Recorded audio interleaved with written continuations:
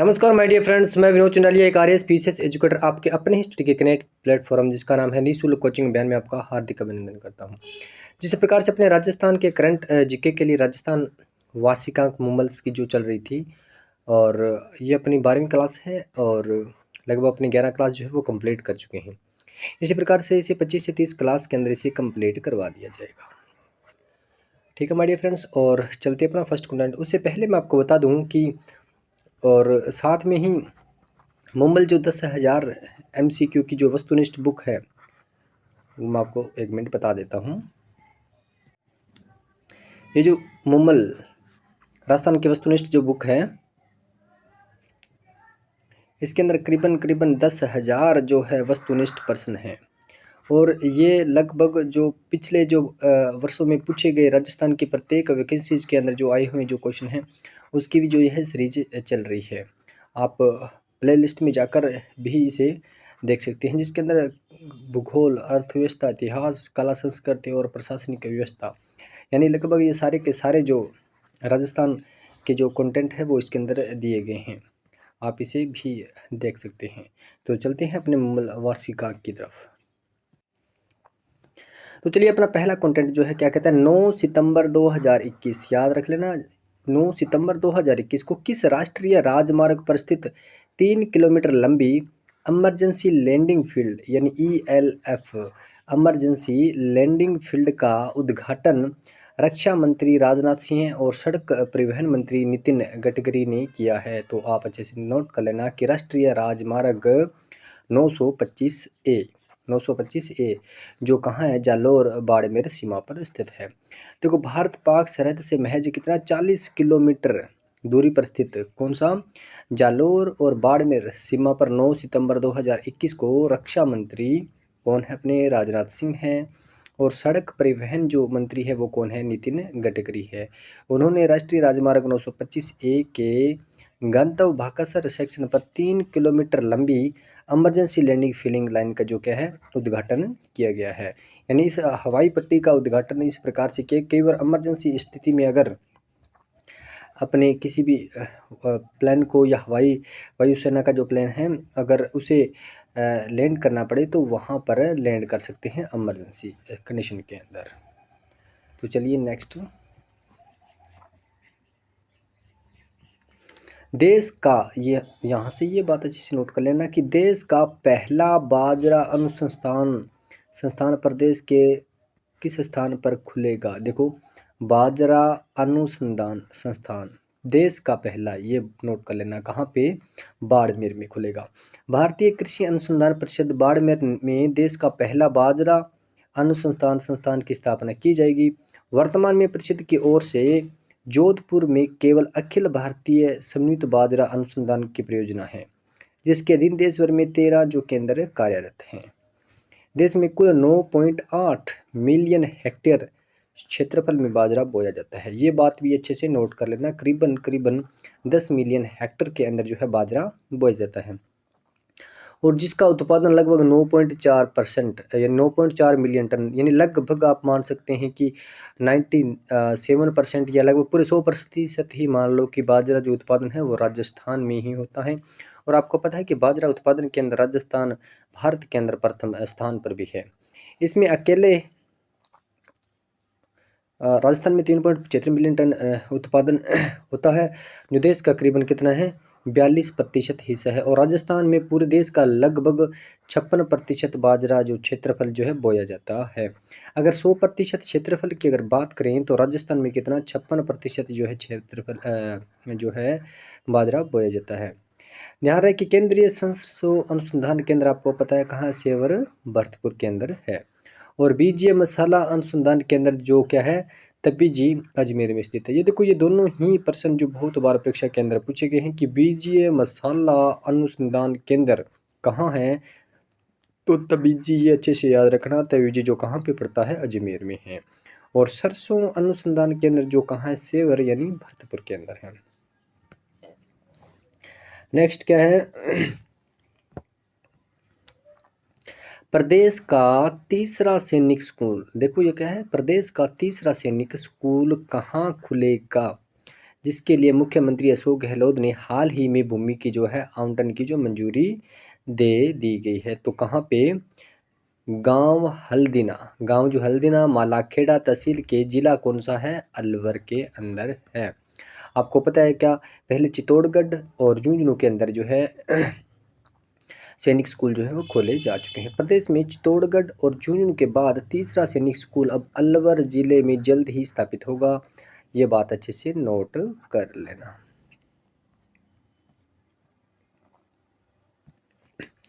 देखो, राज्य का पहला मल्टी मॉडल लॉजिस्टिकल हब यानी पार्क किस स्थान पर खोला जाएगा? क्या है? मल्टी मॉडल लॉजिस्टिक हब की बात हो रही है। तो कहाँ पे? किशनगढ़ अजमेर के अंदर खोला जाएगा। राज्य का पहला मल्टी मॉडल लॉजिस्टिक हब जो है वो पार्क जो है वो कहाँ पे? किशनगढ़ यानी अजमेर के अंदर बनेगा। यहाँ न केवल वेयर हाउस, बड़े बड़े गोदाम, automobiles company, packaging industries, transports hub का निर्माण भी होगा। ठीक है माय डियर फ्रेंड्स, इसे अच्छे से याद कर लें। देखो, किशनगढ़ दिल्ली मुंबई नेशनल हाईवे और डीएमआईसी रूट पर स्थित है। इसे मार्बल सिटी के रूप में भी जाना जाता है। ठीक है माय डियर फ्रेंड्स। अब देखो, हैंडीक्राफ्ट उद्योग को बढ़ावा देने के उद्देश्य से ट्रेड फैसिलिटी सेंटर कहाँ पर खोला जाएगा? देखो, जब ये बात आ जाए ना हैंडीक्राफ्ट की, ठीक है, तो जोधपुर को याद रखना। ठीक है, क्या है? जोधपुर। केंद्रीय वस्त्र मंत्रालय की ओर से प्रायोजित हैंडीक्राफ्ट जोधपुर मेगा क्लस्टर के अंतर्गत एक्सपोर्ट प्रमोशन काउंसिल फॉर हैंडीक्राफ्टर की ओर से जोधपुर मेगा क्लस्टर के अंतर्गत बोरा नाडा में करीब 25 करोड़ की लागत से जो है ये सेंटर खोला जाएगा। चलिए नेक्स्ट।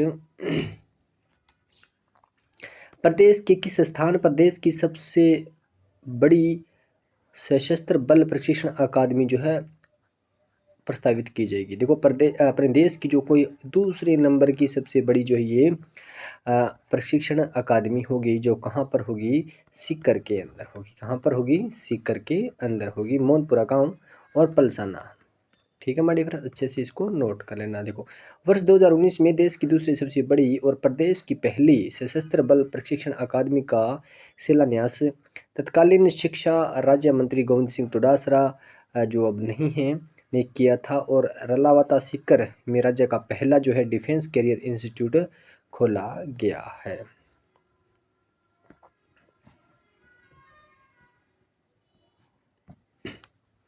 प्रदेश का पहला, देखो, ग्रीन फील्ड एयरपोर्ट, ये अच्छे से नोट कर लेना। क्या? ग्रीन फील्ड एयरपोर्ट प्रदेश का पहला कहाँ पर जो है वो अभी प्रस्तावित है? तो वो क्या है? लगभग 1250 एकड़ भूमि के अंदर, जो कहाँ है? शंभूपुरा कोटा में, शंभूपुरा कोटा के अंदर है। ठीक है माय डियर फ्रेंड्स। तो कोटा में नए एयरपोर्ट के लिए कोटा बूंदी सांसद आपको पता है कौन है? जो अब फिलहाल अपने जो लोकसभा के अध्यक्ष जो है ओम बिरला जी लगातार प्रयास थे। उसी कड़ी में राज्य सरकार ने भी कोटा में शंभूपुरा क्षेत्र में प्रस्तावित ग्रीनफील्ड एयरपोर्ट के लिए 1250 एकड़ भूमि जो है निःशुल्क आवंटित की है। और ये बात भी अच्छे से नोट कर लेना कि ज्योतिरादित्य सिंधिया जो वर्तमान में अपने क्या है? केंद्रीय नागरिक उड्डयन मंत्री है। ये बात भी अच्छे से नोट कर लेना।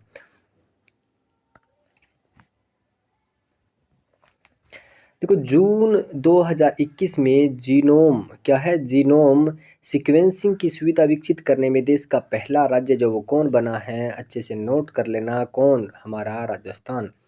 क्या है? एसएमएस मेडिकल कॉलेज में जीनोम सीक्वेंसिंग की सुविधा प्रारंभ जो है वो की गई है।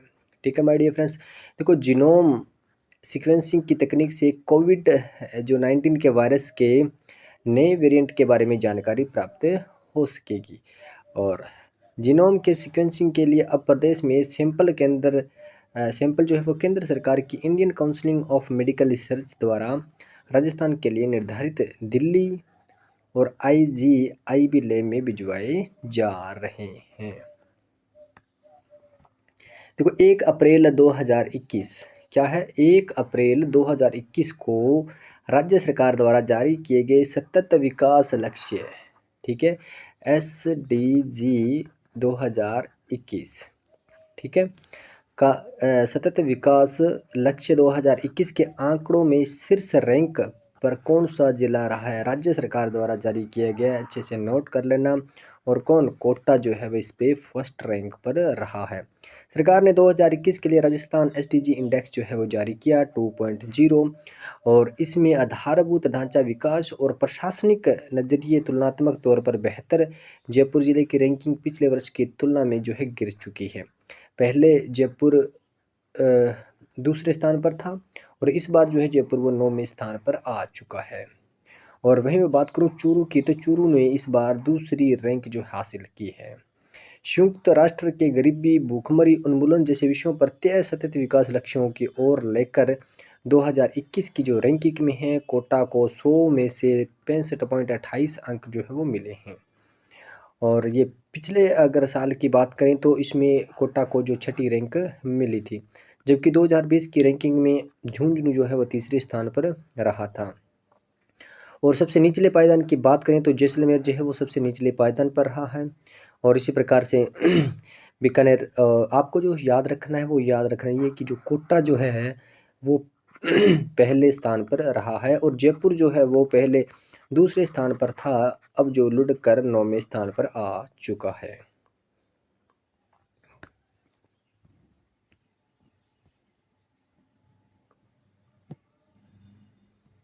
तो कुछ अपने इंडेक्स की यहाँ बात करते हैं कि जिला और रैंक 2020 और 21। अब कोटा की बात करें तो कोटा जो है पहले स्थान पर है। पहले कोटा की रैंक जो कौन सी थी? छठी रैंक थी। और झुंझुनू जो है 2020 की रैंकिंग के अंदर फर्स्ट रैंक पर था, जो इस बार तीसरी रैंक पर आ चुका है। और श्री गंगानगर जिले की बात करें तो श्री गंगानगर जिले अब 5वीं रैंक पर है, वो पहले जो 8वीं रैंक पर था।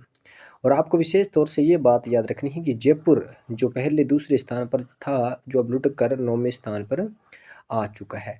ये कोटा, झुंझुनू और जयपुर, ये तीन तो जरूर ही याद रखना कि कोटा जो है फर्स्ट रैंक पर है, जो पिछले साल इन 2020 की रैंकिंग में छठे स्थान पर था। झुंझुनू जो क्या है पहले फर्स्ट रैंक पर था, जो अब लुढ़क कर तीसरी रैंक पर आ चुका है। और वहीं मैं जयपुर की बात करूं तो जयपुर जो है वो अब 9वीं रैंक पर है, और पहले जो था दूसरी रैंक पर था। और सबसे लास्ट की बात करें तो जैसलमेर यथावत ही रहा है, 33वें स्थान पर पहले था और 33वें स्थान पर अभी है। देखो माय डियर फ्रेंड्स, अगर कई बार देखो सतत विकास लक्ष्यों के अकॉर्डिंग अगर हमें राजस्थान के बारे में लिखना भी पड़े, तो आपको मोटा मोटा इतना ज्ञान होना चाहिए कि कौन सा जिला जो है अपने परफॉर्मिंग में फर्स्ट रैंक पर आ रहा है और कौन सा लास्ट में आ रहा है, तो आप उसको अच्छे से लिख सकते हैं। देखो जैसलमेर जो है वो अपनी यथावत कंडीशन में ही रहा है। अब देखो जयपुर जो है वो पहले दूसरे पे था, अब 9वीं पे आ गया। तो अब दूसरे की बात करें तो दूसरे पर अब कौन है, मैं आपको बता चुका हूँ कि चूरू जो है वो अब दूसरी रैंक पर आ चुका है। अब देखो कुछ नीचे जो है संयुक्त राष्ट्र ने बनाए ये लक्ष्य। देखो संयुक्त राष्ट्र के सदस्य देशों के बीच वैश्विक विकास के समझौते के तहत सितंबर 2015 में, क्या है, सितंबर 2015 में लक्ष्य अपनाए गए। इसमें भारत समेत कितने? 193 देश हैं। इन लक्ष्यों के आधार पर राजस्थान में लक्ष्य तय है। लक्ष्य प्राप्ति वर्ष 2030 तक करना जो है वो तय किया गया है।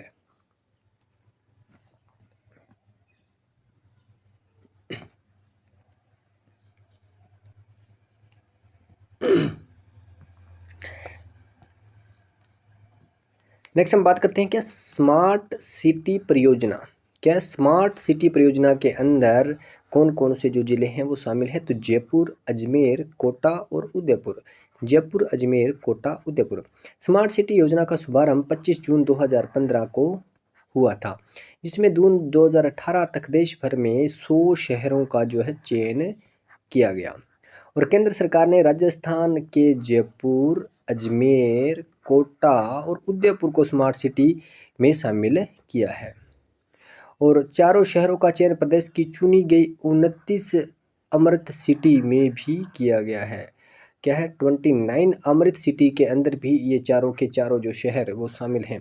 जयपुर, अजमेर, कोटा और उदयपुर का नाम अब अमृत शहरों की सूची में भी आने से 1000 करोड़ रुपए स्मार्ट शहर के लिए और करीब 100 करोड़ रुपए शहर के विकास के लिए अलग से मिलेंगे।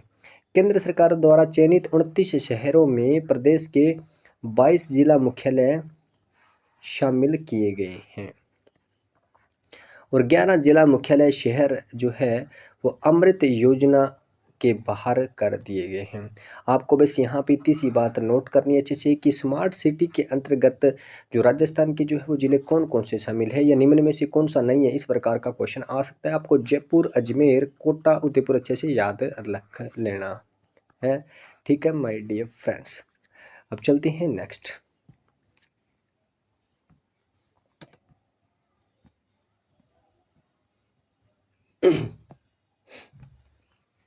अब देखो रिको द्वारा क्या है, रिको द्वारा किन 4 स्थानों पर पूर्णतः गैस आधारित डेडिकेटेड औद्योगिक क्षेत्र तय है।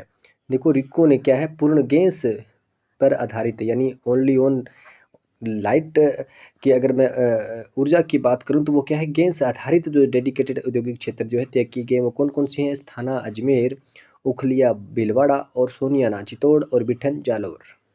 चित्तौड़गढ़, अजमेर, जालौर, भीलवाड़ा जिलों में पूर्णतः गैस आधारित उद्योगों के लिए 4 डेडिकेटेड औद्योगिक क्षेत्र जो है तय किए गए हैं। ये क्षेत्र प्रमुखतः ग्लास, सिरेमिक और स्टील उत्पादन की इकाइयों से संबंधित हैं। इन चारों जिलों समेत राजस्थान के 18 जिलों के केंद्र की चयनित कंपनियों ने काम शुरू कर दिया गया है। सेंस की प्रक्रिया जो है वो चल रही है। राजस्थान गैस ग्रिड की अगर मैं बात करूं तो GIGL की महसाना बठिंडा, क्या महसाना बठिंडा गैस पाइपलाइन प्रदेश के सिरोही, जालौर, बाड़मेर, पाली, अजमेर, जयपुर और सीकर, झुंझुनू, चूरू, हनुमानगढ़ से गुजर रही है। इसी साल के अंत तक इस पूरी जो लाइन बनने की जो संभावना है। ऐसे ही गेल की मुख्य लाइन जो है निमराना और कोटा में फिलहाल जो है आपूर्ति इसकी जो है चल रही है। कई बार क्वेश्चन ये भी आ सकता है कि महसाना बठिंडा गैस पाइपलाइन, क्या महसाना बठिंडा गैस पाइपलाइन निम्न में से राजस्थान के किन जिलों से गुजरती है या फिर नहीं गुजरती, तो आपको अच्छे से याद रख लेना है। सिरोही, जालौर, बाड़मेर, पाली, अजमेर, जयपुर, सीकर, झुंझुनू, चूरू और हनुमानगढ़, ये अच्छे से नोट कर लेना।